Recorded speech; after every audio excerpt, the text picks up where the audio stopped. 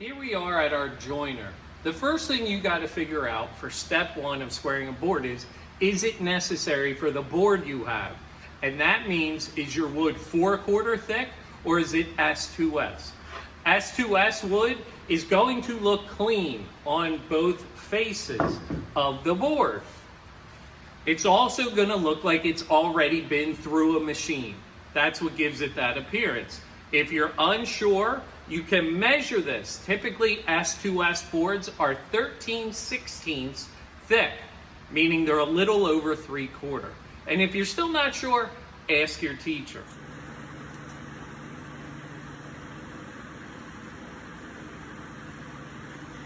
If my boards are 4/4 thick, that means they're 1 inch. 4/4 equals 1. You may have a 5/4 board, which means it's 1 1/4 thick.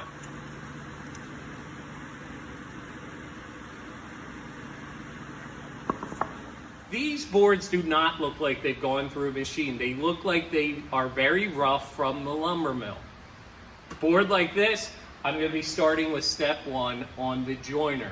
So here for my Candlebox, I have my 3 sides. They are all 4/4 thick boards, meaning I need to do this step. When I go to the joiner, I have my glasses on, and I need to make sure I'm familiar with my safety rules. Either the teacher needs to be standing here with me until I'm comfortable and I pass the test, or I pass the test and the teacher doesn't have to be here. But if I still need some comfort and peace of mind, I can ask the teacher to come over and watch me until I feel more comfortable. With everything, if you're unsure what to do, just ask the teacher. The number one rule with the joiner is your board 12 inches long or longer? Meaning, is it at least 12 inches long? These boards are 13, right? So we shouldn't have an issue there. Never send anything through here that's less than 12. Now, my board is going to go on its face. Here are my 2 faces in between my hands. I'm going to pick whichever one looks better, meaning which one looks flatter. A board might have a crown to it or a cup to it. I like it if it has that cup, I like to have it that it's going down, meaning it's arching up towards you. If you can't really tell when you look at it, it's your choice which way to go. I'm going to be using my shoe instead of my right hand. This is very unsafe. My hand is below this height. Anytime your hand is below this height, I got to use some in place of my hand. Here in step one, I'm going to be using a shoe. The next thing I notice is my board's too wide to fit through here.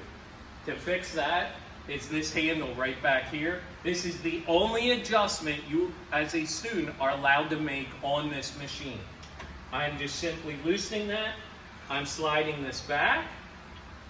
You need to make sure that this is called the fence, that is still on the table. I could push it back off of the table. I don't want to do that. And then I'm just going to turn this handle again. I don't need to crush it and show how strong I am. I just need to make it somewhat tight. Now if I look, my board will be able to fit on here. When I come here, just like with everything we do, we need a good athletic stance. My feet are under my hips. I'm not like this. This is very bad. All right? Tippy-toppy, not good. Good athletic stance. My right hand is going to be on the shoe, which is pushing down. If I want, I can have my left hand here, pushing against the fence. But whenever my left hand gets near this black knob, my left hand comes away. My left hand never goes over the area of the blade. Your left hand never goes over the area of the blade. My right hand is on my shoe, which of course will be pushing the whole time. If I need to take a step as I push, I can do that. Meaning, I don't want to be reaching. That is also unsafe. So if I need to take a step as I'm going, that's fine. I don't want to have the board behind me. I want to have the board in front of me.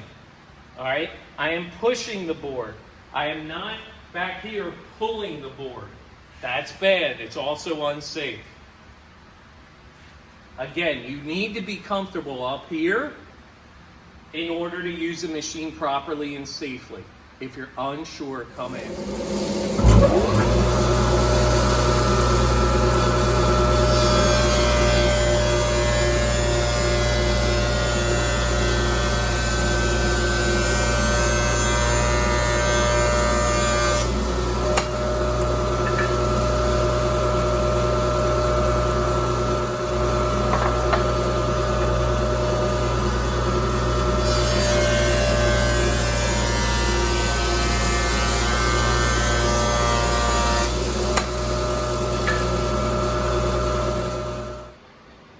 The board here on the left has not been run through the joiner yet to true the best face.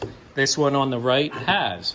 Not only is my name still on it, so I know it hasn't gone through a machine, but if I look at this side, number one, it is flat going across the face, and also you can see it just looks different. It looks like it's gone through a machine.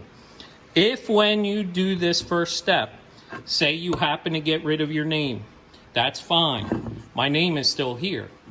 Do not write your name in marker on this. Get in the habit, anytime you send your board through machine, do not write your name in marker anymore. I can write my name in chalk or pencil here, that would be fine. If I want to rewrite my name on the other side that is still rough, you could do that. But if I've gotten rid of my name, don't worry about it a whole lot because my name is here on the end grain. Let's draw a picture of what it looks like to true the best face, the step you're doing on the joiner. Let's say this is my board, it's in orange. When I send it through the joiner, it's going to remove a layer, meaning it's going to come across here and cut that off. Well, now, if I look at what's above the green line, I have just a little bit of the cup or the arch right there. If I come in and take another cut and remove that, now I have a nice flat bottom as I look at this. The top still has that crown or that cup. We're going to take care of that in our next step, step number 2 on the planer.